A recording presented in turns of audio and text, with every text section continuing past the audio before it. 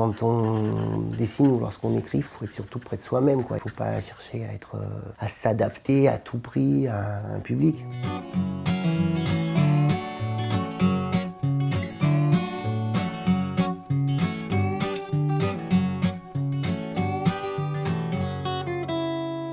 Je suis auteur-illustrateur. Le point de départ, ça a été le dessin, parce que je dessinais beaucoup quand j'étais gamin.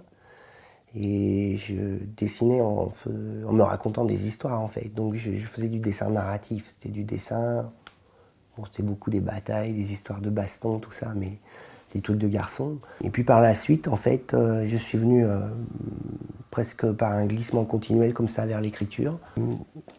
Beaucoup de mes livres parlent de voyages anciens. Les voyages, la découverte du monde, la façon dont on vit dans les différentes contrées. Le plus connu, c'est celui-là, Les Derniers Géants. Un que j'aime bien par rapport au dessin qui s'appelle Le Vieux Fou de dessin. Et puis l'Atlas que j'ai sorti, qui est là. C'est rarement contemporain. Ça se passe toujours dans le passé. Et c'est beaucoup du voyage imaginaire, voilà. Là, hop.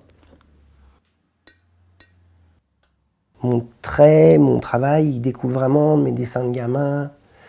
C'est peut-être encore dans ce côté un petit peu miniature, enfin, des scènes avec des petits personnages dans des grands paysages où je suis le plus à l'aise. C'est plutôt agréable aussi de travailler sur des petits formats parce qu'on rentre dans son dessin. Ça permet un peu d'oublier ce qui est autour. C'est génial de rentrer dans un magasin de couleurs. Quand on voit tous les pinceaux, les crayons, enfin on a envie. Enfin moi je préfère ça, je sais pas, à un magasin de fringues. Hein.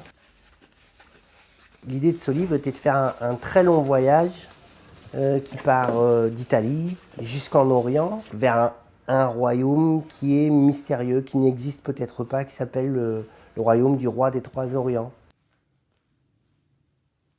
Et donc c'est de faire comme les rouleaux chinois, c'est-à-dire de dessiner le voyage sur un seul dessin qui figure l'entièreté du voyage.